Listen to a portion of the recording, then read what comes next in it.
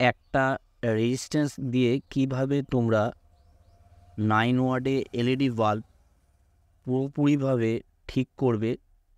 যে কোনো খারাপ নষ্ট এলইডি বাল্ব তোমরা এক পিস রেজিস্ট্যান্স দিয়ে সম্পূর্ণভাবে ঠিক করে নিতে পারবে। নিজেরা নিজেদের বাসা বাড়িতেই এই কাজটা করতে পারবে, কোনো জায়গায় তোমাদের নিয়ে যাবার দরকার পড়বে না। আমি তোমাদিকে এবার দেখিয়ে দেবো রেজিস্ট্যান্সটা তোমরা কত মানের লাগাবে একদম নতুন পদ্ধতিতে। আমি তোমাদেরকে স্টেপ বাই স্টেপ দেখিয়ে দেবো, বুঝিয়ে দেবো, যাতে করে এই কাজটা বাসাবাড়িতে করতে তোমাদের কোনো রকম অসুবিধে না হয়। এইখানে দেখতে পাচ্ছ আমার কাছে যে এলইডি বাল্বটা আছে, 9 ওয়াটের এলইডি বাল্ব আছে।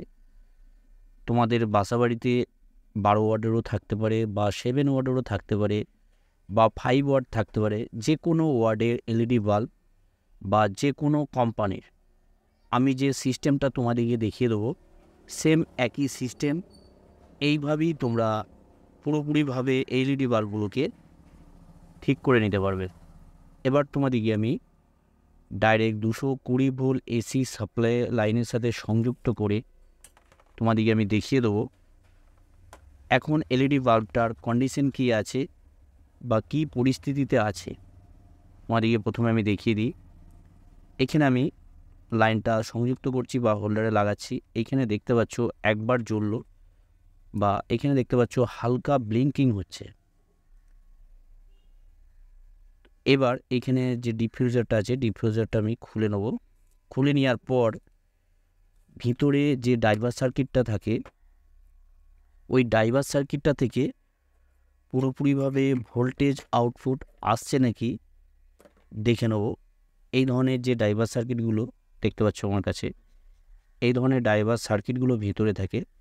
আউটপুট যে ভোল্টেজটা, ওই ভোল্টেজটা এইখানে যে রেড কালারের আর ব্ল্যাক কালারের যে তারটা আছে এমসিপিসিবি প্যানেলের সাথে সংযুক্ত হয়েছে, ওইখানে আমি ভোল্টেজটা মেপে নেব ভিতরে ডাইভার সার্কিটটা ঠিক আছে কি নাই। তার জন্য আমি একটা মাল্টিমিটার নেব। মাল্টিমিটার নিয়ে আমি ভোল্টেজটা, আউটপুট ভোল্টেজটা দেখে নেব কতটা ভোল্টেজ আছে। এটাও দেখা দরকার ভেতরে যে ডাইভার সার্কিটটা আছে, ওই ডাইভার সার্কিটটা ঠিক আছে নাকি একবার দেখে নেব। আউটপুট ভোল্টেজটা মাপার জন্য আমি এখানে 200 রেঞ্জে রাখলাম।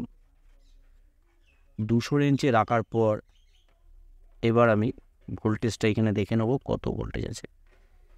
এইখানে আমি ভোল্টেজটা মেপে নেব। মাল্টিমিটারে আমি কর্ডগুলো লাগাবো এখানে। এখানে দেখতে পাচ্ছ এখানে 199, 100 এরকম ভোল্টেজ আছে। তার মানে যে আউটপুট ভোল্টেজটা পুরোপুরিভাবে ঠিকই আছে, আউটপুট ভোল্টেজে কোনো রকম অসুবিধে নেই।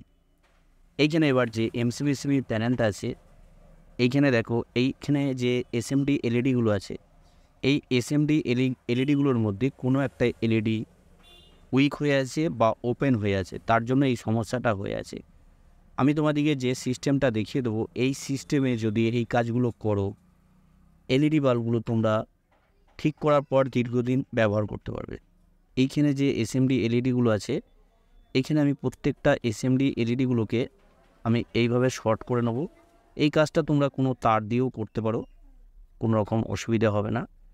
তো আমি একটা চিমটি নিয়েছি, আর তোমরা যদি এই ধরনের চিমটি নিয়ে কাজ করো তাহলে চিমটিটা অবশ্যই পেঁচিয়ে নেবে ভালো করে টেপ দিয়ে।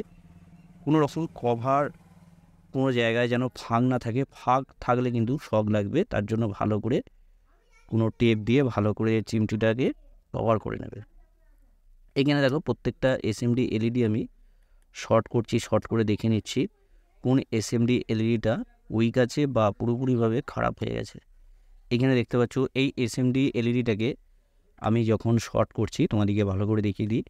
এইখানে দেখো কোনো রকম ব্ল্যাক কালার নেই বা কোনো কিছু, কিন্তু কোনো রকমভাবে বোঝা যাচ্ছে না কোন এসএমডি এলইডিটা খারাপ। শর্ট করার পর কিন্তু এখানে বোঝা গেল, এখানে দেখতে পাচ্ছ হালকা জ্বলছে। এইখানে যখন আমি এই এসএমডি এলইডিটাকে শর্ট করছি তো দেখো পুরোপুরিভাবে জ্বলছে।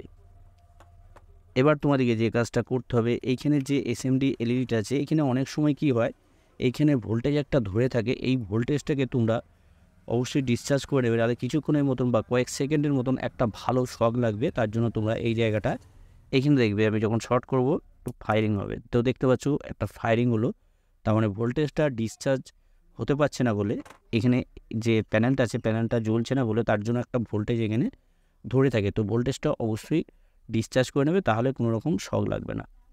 এইখানে এবার আমি যে এসএমডি এলইডিটা, তো এইখানে আরেকবার তোমাদেরকে বলে দিই, এইখানে যখন তোমরা এই কাজটা করবে, এইখানে যখন চিমটি দিয়ে শর্ট করে দেখবে যে এই এসএমডি এলইডিটা খারাপ আছে, তখন এইখানে সঙ্গে সঙ্গে কী করবে, তোমরা এখানে একটু মার্ক লাগিয়ে নেবে, কোনো মার্কার দিয়ে মার্ক করে নেবে। কেননা অনেক সময় কি হয়, কোন এসএমডিটা খারাপ সেটা কিন্তু বুঝতে পারা যায় না। কেননা এইখানে তোমাদেরকে দেখিয়ে দিচ্ছি, এইখানে লক্ষ্য করলে তোমরা বুঝতে পারবে।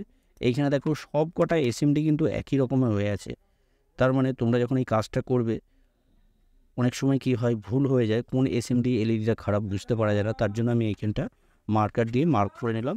মার্ক করে নেওয়ার পর এবার আমি এই এসএমডি এলইডিটাকে আমি তুলে নেব। তুলে নেওয়ার পর যে কাজটা তোমরা করবে, অনেক ভাইরা যে কাজটা করে, এই জায়গাটা কি করে, এইখানে এই এসএমডি এলইডিটা তোলার পর এই এলইডি বাল্বটাকে পুরোপুরিভাবে জ্বালানোর জন্য অনেক পদ্ধতি আছে, তার মধ্যে সবচেয়ে বেস্ট পদ্ধতি আমি তোমাদেরকে যেটা দেখিয়ে দেবো, এটাই সবচেয়ে বেস্ট পদ্ধতি। কেন এই পদ্ধতিটি দিয়ে তোমরা যদি এই এলইডি বাল্বগুলোকে রিপেয়ার করো, দীর্ঘদিন ব্যবহার করতে পারবে, সহজে নষ্ট হবে না।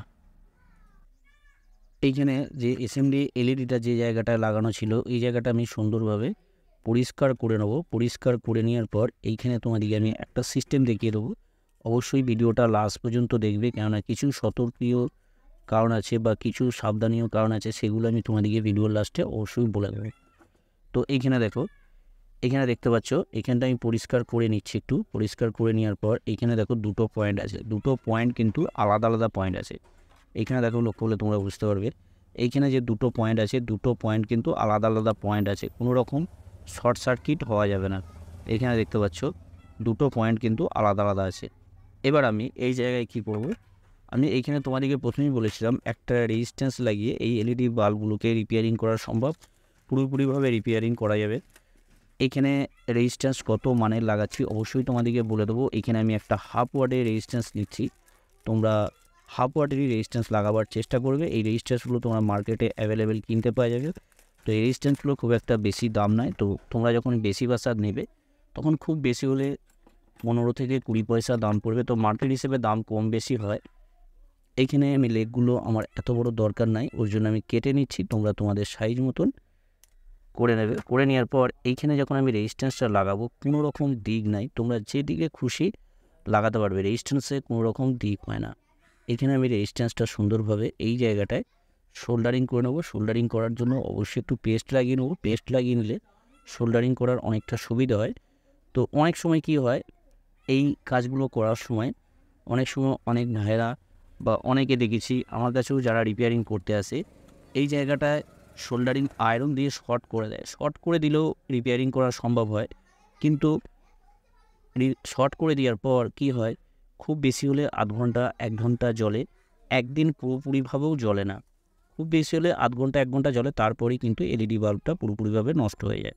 সেক্ষেত্রে কী হয়, রিপেয়ারিং বাসাবাড়িতে যদি করা হয় তাহলে তো কোনো সমস্যা নেই, কিন্তু কাউরির যদি রিপেয়ারিং করা হয়, কোনো দোকানে যদি রিপেয়ারিং করতে আসে, সেক্ষেত্রে কী হয়, আবার রিপিট নতুন করে আবার নিয়ে আসে, অনেক সমস্যা হয়। তার জন্য আমি বলবো, এইভাবে তোমরা যদি রিপেয়ারিং করো তাহলে এলইডি বাল্বটাকে দীর্ঘদিন ব্যবহার করতে পারবে, কোনো রকম অসুবিধা হবে না। এইখানে দেখো, এইখানে যে আমি পয়েন্টটা পুরোপুরিভাবে আলাদা আলাদাভাবে সোল্ডারিং করেছি, কোনো রকমভাবে শর্ট সার্কিট হয়নি। তো এইভাবে তোমরা সুন্দরভাবে সোল্ডারিং করে নেবে। এবার তোমাদেরকে আমি জ্বালিয়ে দেখাবো এলইডি বাল্বটা কতটা লাইট হচ্ছে। তো এখানে ডিফিউজার লাগানোর আগে তোমাদেরকে আমি প্রথমে লাগিয়ে দেখিয়ে দিচ্ছি। এখানে হোল্ডারে আমি লাইন দিলাম, তো দেখতে পাচ্ছ এখানে পুরোপুরিভাবে এলইডি বাল্বটা জ্বলছে। ডিফিউজারটা আমি লাগিয়ে নিচ্ছি, লাগিয়ে নেওয়ার পর আমি তোমাদেরকে জ্বালিয়ে দেখিয়ে দেবো, যতটা লাইট ছিল ততটাই লাইট হবে, লাইটের কোনো রকম পরিবর্তন হবে না। এখানে ডিফিউজারটা আমি সুন্দরভাবে লাগিয়ে নেবো। লাগিয়ে নেওয়ার পর এবার দেখো তোমাদেরকে জ্বালিয়ে দেখিয়ে দিচ্ছি। তো দেখতে পাচ্ছ এলইডি বাল্বটা পুরোপুরিভাবে জ্বলছে। এবার তোমাদেরকে বলে দেবো এইখানে যে রেজিস্ট্যান্সটা আমি লাগিয়েছি, রেজিস্ট্যান্সটার মান কত। এইখানে দেখো আমি হাফ ওয়াটের একটা রেজিস্ট্যান্স লাগিয়েছি, রেজিস্ট্যান্সের মান 33 ওহমস লাগিয়েছি।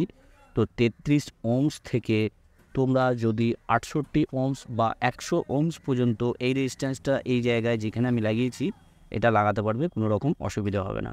তোমাদেরকে আমি আরেকবার রিপিট করে দিচ্ছি, 33 ওহমস থেকে 100 ওহমস হাফ ওয়াটের রেজিস্ট্যান্স তোমরা এই জায়গাটায় লাগাবে। আশা করছি তোমরা বুঝতে পেরেছো কীভাবে ফেলে দেওয়া নষ্ট এলইডি বাল্বগুলোকে তোমরা নিজেরা নিজেদের বাসা বাড়িতেই ঠিক করে নিতে পারবে। ভিডিওটা যদি ভালো লাগে অবশ্যই লাইক করে দেবে। যারা ইউটিউব চ্যানেল থেকে দেখছো যে ভাইয়েরা, তারা অবশ্যই চ্যানেলটাকে সাবস্ক্রাইব করে অল নোটিফিকেশন অন করে রাখবে।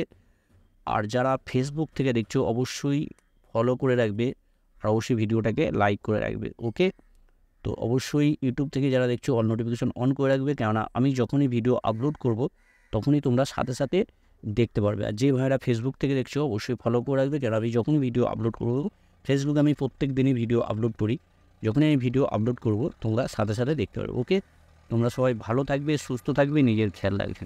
Thank you.